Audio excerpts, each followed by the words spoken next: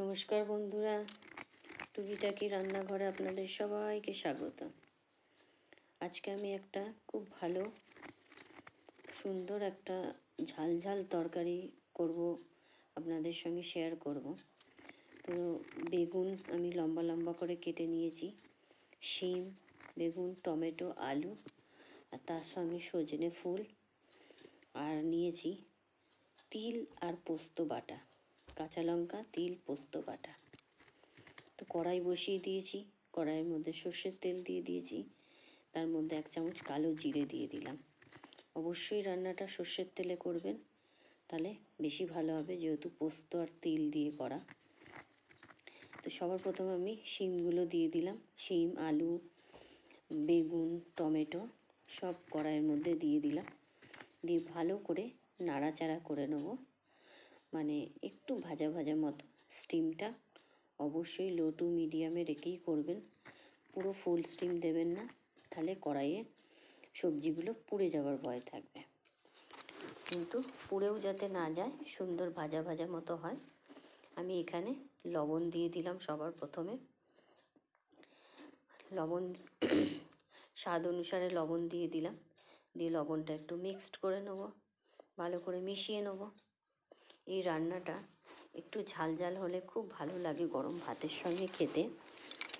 আর যেহেতু এখন সজনে ফুলের সময়, তাই সজনে ফুল দিয়ে অনেক রকম রান্না করা যায়, খেতেও খুব ভালো লাগে। দেখুন সবজিটা লবণ দিয়ে একটু নাড়াচাড়া করতে পুরো মজে গেছে সবজি। এখন আমি এখানে হলুদ গুঁড়ো, কাশ্মীরি মির্চি, তার সঙ্গে 2টো কাঁচা লঙ্কা দিয়ে দিলাম, দিয়ে একটু নেড়ে নেবো, মানে একটুখানি মিশিয়ে নেবো সব কিছুকে ভালো করে, একদম সুন্দর করে মিশিয়ে নিলাম। নেওয়ার পরে এবার আমি এখানে সজনে ফুল ভালো করে ধুয়ে পরিষ্কার করে একটু নুন জলের মধ্যে ভিজিয়ে রেখেছিলাম, কারণ যদি ছোট ছোট অনেক সময় পোকামাকড় থাকে বেরিয়ে যাবে বলে নুন জলে ভিজিয়ে রেখে তারপর আমি ভালো করে ধুয়ে তুলে নিয়ে আমি ফুলগুলো দিয়ে দিলাম। দিয়ে দেখুন ফুলগুলোও মজে গেছে, সবজিটাও মজে গেছে, মশলাটাও বেশ গায়ে লেগে গেছে। এখানে আমি তিল আর পোস্ত আর কাঁচা লঙ্কা বেটে রেখেছিলাম, এখানে আমি দিয়ে দিলাম।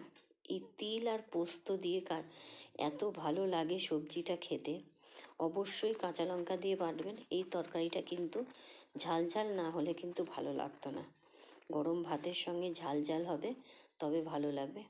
দেখুন ভালো করে আমি মিক্সড করে নিয়েছি, নিয়ে তিল বাটার যে জলটা ছিল এই জলটা দিয়ে দিলাম। এটা কিন্তু একদম গায়ে মাখা তরকারি হবে, তাই প্রথমেই 1 গাদা জল দিয়ে দেবেন না, অলরেডি সবজি মজেই গেছে।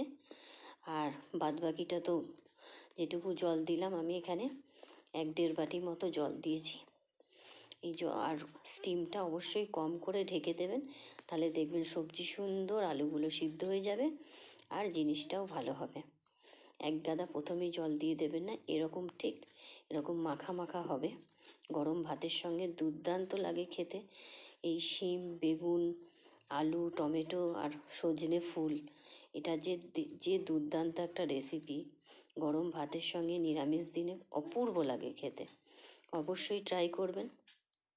নতুন বন্ধু যারা আমার ভিডিওটি দেখছেন অবশ্যই আমার চ্যানেলটিকে সাবস্ক্রাইব করবেন, আর বেল আইকনটি প্রেস করতে ভুলবেন না, লাইক করবেন, শেয়ার করবেন।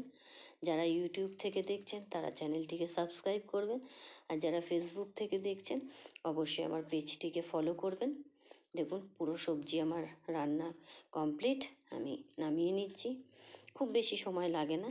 এই রান্নাটাতে আপনারা চাইলে বড়ি ভেজেও দিয়ে দিতে পারেন, যখন জল দেবেন তখন দিয়ে দিতে পারবেন, খুব ভালো লাগবে বড়ি ভেজেও দিলে। আমি এখানে বড়ি দিইনি এই কারণেই, বড়ি ছিল না। তো পুরো রান্নাটা কমপ্লিট, আজকের জন্য এতটুকুই। আবার আপনাদের সঙ্গে দেখা হবে নতুন কোনো রেসিপি নিয়ে। Bye bye.